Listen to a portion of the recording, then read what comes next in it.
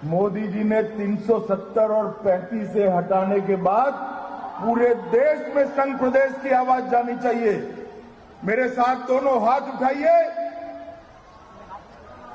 देश की एकता के लिए मुट्ठी भींचिए और प्रचंड आवाज से बोलिए, भारत माता की, भारत माता की।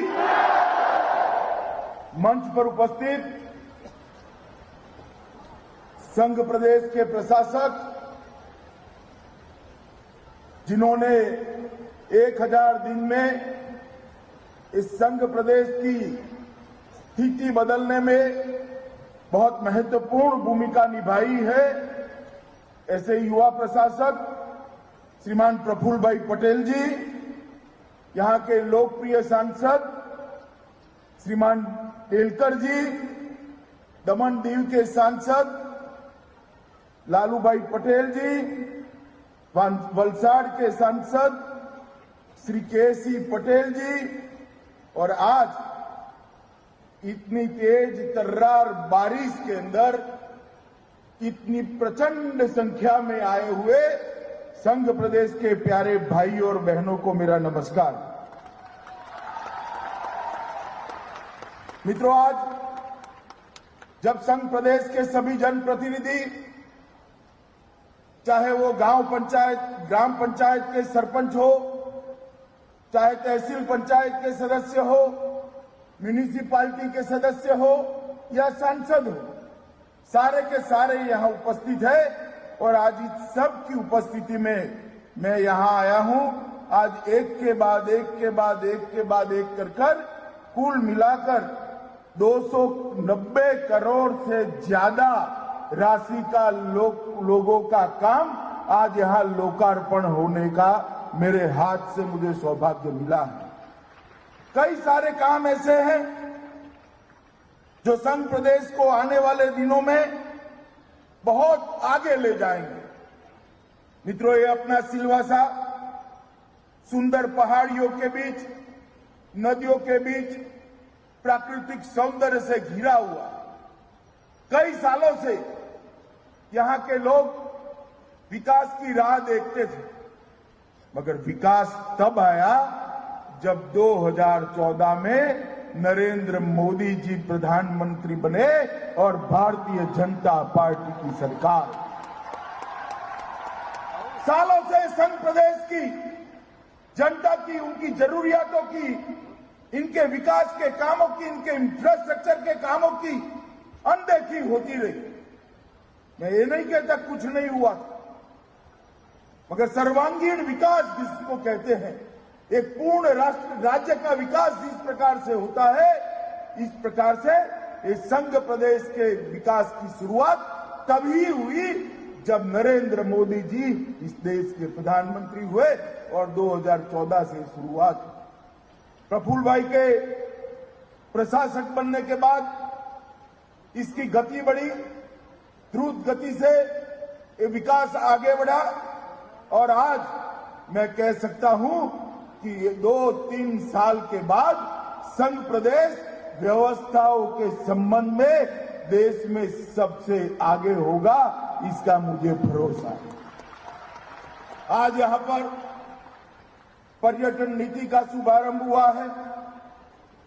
छोटे छोटे बच्चे जो शिक्षा प्राप्त करने जाते हैं, जिनके माता पिता के पास उनको पोषणक्षम आहार देने का व्यवस्था नहीं है, वो अपने जीवन में खुद ही संघर्ष कर रहे हैं, उन बच्चों को अक्षय पात्र का रसोई घर भी आज पहुंचाया गया।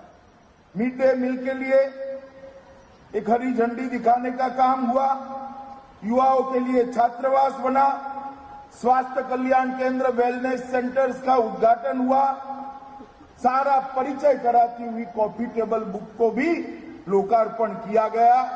गरीब मजदूरों के लिए श्रम योगी प्रसाद की भी योजना को आज शुरू किया गया है और 1000 दिन में किस प्रकार से संघ प्रदेश को आगे बढ़ाया है, इसका एक लेखा जोखा अन्य प्रदेशों को भी प्रेरणा मिल सके, इसलिए यहां से प्रस्तुत किया गया। मित्रों, आज मैं जब यहां आया हूं तो लगभग 1400 करोड़ से अधिक रुपयों का प्रधानमंत्री ने जो शिलान्यास किया था, वो मोदी जी का शिलान्यास किए हुए सारे के सारे प्रोजेक्ट आज अपनी गति पर आगे बढ़ रहे हैं। यहां संघ प्रदेश के अंदर घर घर में गैस पहुंचाना, जल पहुंचाना, शौचालय पहुंचाना और बिजली पहुंचाना, ये सारे काम आज तक समाप्त हो चुके हैं। और आज से मुझे बच्चों को देखकर बहुत खुशी हुई। यहीं के बच्चे थे ज्यादातर। आज एक मेडिकल कॉलेज की अभी उनको आज प्रवेश का कार्यक्रम है। 150 से ज्यादा बच्चे संघ प्रदेश के डॉक्टर बनकर संघ प्रदेश की जनता की सेवा करेंगे।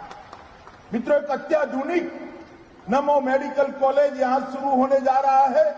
जब मेडिकल कॉलेज आता है तो सिर्फ बच्चों की पढ़ाई लिखाई नहीं होती, वो तो होती ही है देश के विकास के अंदर, देश की जनता के स्वास्थ्य के अंदर वो बच्चे अपना योगदान करते ही हैं पढ़ाई लिखाई के बाद। मगर जब मेडिकल कॉलेज आता है तो शरीर के स्वास्थ्य के साथ जुड़े हुए 14 के 14 विभागों के डिपार्टमेंट मेडिकल कॉलेज के लिए कंपलसरी है। वो मेडिकल कॉलेज संघ प्रदेश के गरीब लोगों के लिए आशीर्वाद बन जाता है अपने स्वास्थ्य को प्राप्त करने में। और ये सारे जो वेलनेस सेंटर खुले हैं, ये वेलनेस सेंटर जब मेडिकल कॉलेज के साथ कनेक्ट होंगे, मेडिकल कॉलेज वेलनेस सेंटर के साथ जुड़ेंगे, तब एक अलग प्रकार का स्वास्थ्य का यहां सुंदर व्यवस्था खड़ी होगी। प्रधानमंत्री आयुष्मान भारत योजना, वेलनेस सेंटर और मेडिकल कॉलेज, और पास हुए बच्चे जब गांव में, छोटे छोटे गांवों में जाकर लोगों के स्वास्थ्य की चिंता करेंगे, 10 साल के अंदर ये संघ प्रदेश के पूरे स्वास्थ्य क्षेत्र का नक्शा बदल जाएगा। बहुत अच्छा होगा, इसका मुझे भरोसा है। आज जो बच्चे अपने जीवन की शुरुआत कर रहे हैं, मैं उनको बहुत बहुत बधाई देना चाहता हूं। मित्रों, मुझे ज्यादा बोलना नहीं, बारिश भी बहुत हो रही है, मुझे यहां से सोलापुर बहुत दूर जाना है, परंतु मोदी जी को देश की जनता ने दूसरा मौका दिया। और जैसे 2014 से 19 का जो काम उन्होंने किया था, उनके नेतृत्व में भाजपा सरकार ने जो काम किया, वो काम को जैसे सर्टिफिकेट देती हो, इस तरह से देश की जनता ने 14 से भी ज्यादा बहुमत के साथ नरेंद्र मोदी जी को फिर से प्रधानमंत्री बनाने का कहा। और जब से नरेंद्र भाई प्रधानमंत्री बने हैं, अब तक सिर्फ 100 दिन भी नहीं, ढेर सारे काम उन्होंने करने की शुरुआत की है। सबसे बड़ा काम किया, इसकी आज मैं बात आपको करना चाहूंगा। इन्होंने पहली बार जल शक्ति मंत्रालय का आगाज किया है, शुरुआत की है। एक अलग मंत्रालय जल के विषयों को, सारे विषयों को जोड़ने के साथ बना है।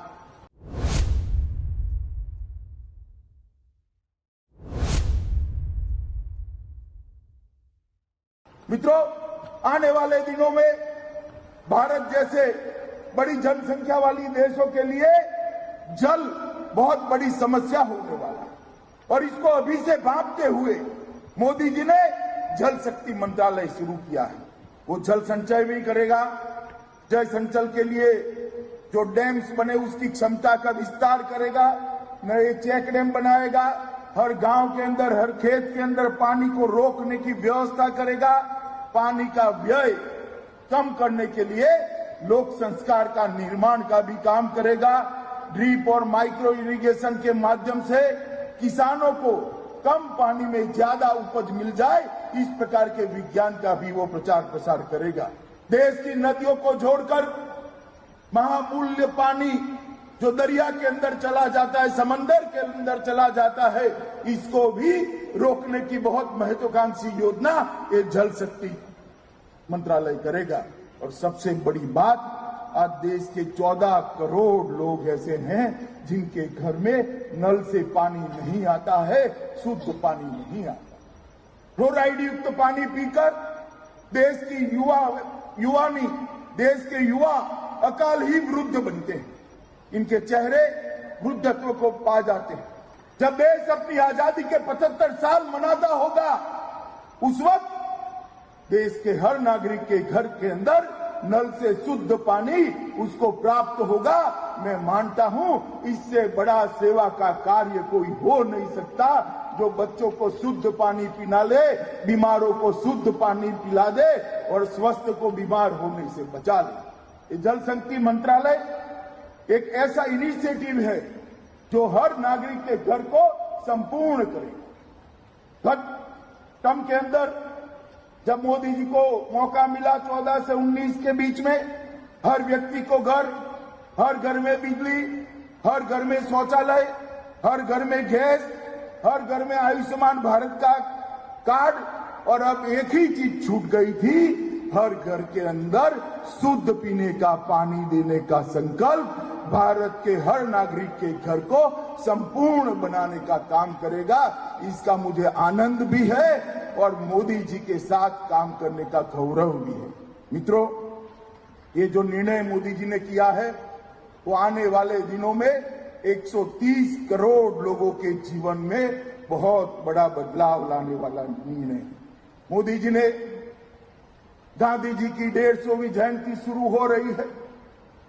2 अक्टूबर से देश में स्वच्छता के लिए एक आंदोलन छेड़ने की शुरुआत हुई और मोदी जी जब ये आंदोलन छेड़ते हैं तो उसको अंजाम तक पहुंचाते हैं।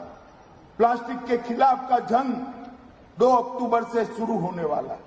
मैं संघ प्रदेश के सारे नागरिकों को अपील करने आया हूं, विशेषकर माताओं बहनों को अपील करने आया। आप जब से घर से सब्जी लेने जाते हैं, घर की खाने की चीजें लेकर जाते हैं, किराना की दुकान पर जाते हैं, प्लास्टिक की थैली आपको दुकान वाला पकड़ा दी। आपको भी अच्छा लगता है, घर से खाली हाथ जाते हैं, थैली पकड़कर घर पे आते हैं, कोई आपको चिंता की जरूरत नहीं है। मगर घर पे आने के बाद जब ये थैली को आप कचरे में डालते हो और वो कचरा जब गांव में जाता है, जमीन के अंदर जाता है और बारिश के पानी को जमीन के अंदर उतरने से रोकता है, हमें कल्पना नहीं है हम देश का कितना बड़ा नुकसान कर रहे हैं। गौ माता को हम गौ माता कहते हैं। मैंने गुजरात में कई सारे ऑपरेशन देखे हैं, गौ माता के पेट से 20-20 किलो प्लास्टिक की थैलियां निकलती है, तब उसकी वेदना देखकर हमारे आंखों में से आंसू आते। मित्रों, प्लास्टिक पृथ्वी का, पर्यावरण का और पृथ्वी के उष्णतामान को बढ़ते हुए आगे बढ़ाने की जो प्रयास, रोकने का जो प्रयास है, इसका सबसे बड़ा दुश्मन। मैं आज संघ प्रदेश की सभी माताओं बहनों को करबद्ध निवेदन करने आया हूं, प्लास्टिक की जगह एक कपड़े की थैली लेकर आप जाने की आदत डाल दो। 365 दिन में 365 प्लास्टिक की थैली का वपराश कम होगा। फैशन तो थोड़ी ठीक नहीं लगेगी, आपको ऑर्थोडॉक्स भी कहेंगे, थोड़ा चिढ़ाएंगे भी शुरू में। संसद का सत्र समाप्त हुआ। संसद के सत्र के अंदर प्रधानमंत्री जी ने एक ऐतिहासिक फैसला, जम्मू और कश्मीर जिसका काम सरदार साहब को नहीं दिया गया और वो छूट गई। धारा 370 और 35 ने जम्मू कश्मीर को भारत के साथ जोड़ने के बीच में एक बड़ी बाधा थी। किसी में हिम्मत नहीं थी 70 साल तक धारा 370 को हटाने की, 35 को हटाने की। आपने प्रधानमंत्री जी को आशीर्वाद दिया, आपने प्रधानमंत्री जी को फिर से प्रधानमंत्री बनाया। पहले ही सत्र में धारा 370 और 35 को हटाकर हमेशा के लिए जम्मू कश्मीर को भारत के साथ जोड़ने का काम। मित्रों, मोदी जी ने जो फैसला लिया वो मैं आपको उनके मंत्री के नाते बता सकता हूं, प्रधानमंत्री जी के अलावे कोई ले नहीं सकता। 70 साल से कई लोग आए गए, 3 पीढ़ियों तक शासन करे, मगर धारा 370 नहीं। आज ये फैसले से जम्मू और कश्मीर प्रदेश के विकास के रास्ते खुले हैं। आतंकवाद के कोफिन पर अंतिम कील ठोकी गई है और जम्मू कश्मीर को भारत के साथ हमेशा के लिए एक रस करने का काम देश के प्रधानमंत्री नरेंद्र मोदी ने, पूरे देश की जनता आज प्रधानमंत्री को आशीर्वाद दे। मगर कुछ लोग हैं जो इसका भी विरोध कर रहे हैं। हम संसद के अंदर एक बिल लेकर आए, यूएपीए बिल क्या था? जो व्यक्ति आतंकवाद के अंदर लिप्त है उसको आतंकवादी घोषित करें। कांग्रेस पार्टी ने विरोध किया। हम 370 और 35A का बिल लेकर आए, कांग्रेस पार्टी ने विरोध किया। मुझे बताए संघ प्रदेश के सारे लोग, धारा 370 हटनी चाहिए थी या नहीं हटनी चाहिए थी? जरा जोर से बोलो, हटनी चाहिए या नहीं हटनी चाहिए? और आज कहने में मुझे कोई झिझक नहीं है। आज भी कांग्रेस के नेता राहुल गांधी जो बयान देते हैं, पाकिस्तान संसद के अंदर उनकी प्रशंसा है। आज भी जो बयान देते हैं उसका उपयोग भारत के खिलाफ पिटीशन यूएन में करने में पाकिस्तान करना है। कांग्रेसियों को शर्म आनी चाहिए, शर्म आनी चाहिए। आपके बयान का उपयोग भारत के खिलाफ हो।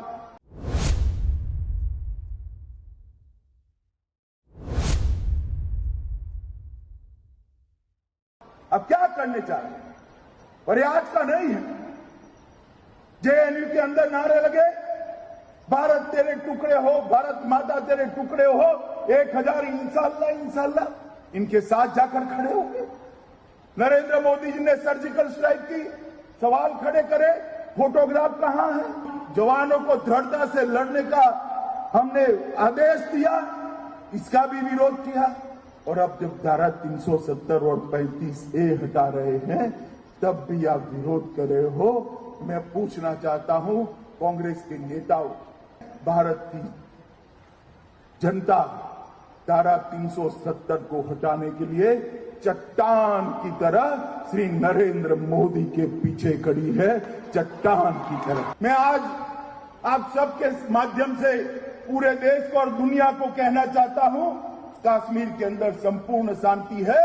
कश्मीर के अंदर धारा 370 हटाने के बाद आज तक ना एक भी गोली चली है, ना एक भी टीयर गैस चलाना पड़ा है, ना एक भी व्यक्ति की मृत्यु हुई है। आप जो सवाल उठा रहे हो उसका उपयोग देश के दुश्मन को, और मैं जनता को भी कहना, ऐसे लोगों को पहचानना चाहिए।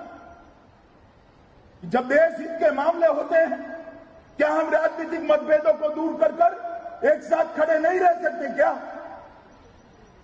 पार्टी के विचार से ऊपर नहीं आ सकते क्या? हम भी ऑपोजिशन में रहे। बांग्लादेश की लड़ाई हुई थी, इंदिरा जी प्रधानमंत्री थी, भारतीय जनसंघ ने पूर्ण समर्थन इंदिरा जी का किया। बांग्लादेश की लड़ाई के बाद पूर्ण समर्थन। चीन की लड़ाई हम हारे, जवाहरलाल जी प्रधानमंत्री थे। जब संसद के अंदर संकल्प पारित हुआ तो हम इसके साथ खड़े रहे, सरकार के साथ खड़े रहे। जब नरसिम्हा राव जी संकल्प लेकर आए 94 के अंदर, कश्मीर के लिए ही संकल्प लेकर आए कि कश्मीर भारत का अभिन्न हिस्सा है, हम इसके साथ खड़े रहे। ये देश में परंपरा रही कि जब देश हित के सवाल हो तब राजनीतिक दलगत राजनीतिक से ऊपर जाकर देश का सोचा है। वो परंपरा को आप तोड़ रहे हैं। आपको मालूम नहीं है कि वोट बैंक की राजनीति जब करने जाते हो तब सामने वोट बैंक की राजनीति से नाराज लोग आपको बारीकी से देख। और मैं जहां जहां देश में जाता हूं, मोदी जी ने 370 और 35A को हटाने का मैं आज भी आप लोगों को पूछना चाहता हूं। संघ प्रदेश के ढेर सारे लोग, 20-25 हजार लोग यहां उपस्थित है। आप मुझे एक बार बताइए, 370 हटाने के निर्णय के आप साथ में है या नहीं है? जोर से बताइए एक बार। आप मोदी जी के समर्थन में है या नहीं है? मित्रों, जो लोग 370 पर देश के हित के बारे में, आतंकवाद के खिलाफ की लड़ाई के बारे में, यूएपीए को कठोर करने के बारे में दलगत राजनीति कर रहे हैं, इनको पहचानने की देश की जनता को जरूरत है। और मुझे भरोसा, मोदी जी की दिशा देश का सर्वांगीण विकास के लिए, देश को सुरक्षित करने के लिए, देश के सामने कोई आंख उठाने की हिम्मत न करे, ये नरेंद्र मोदी जी की नीति।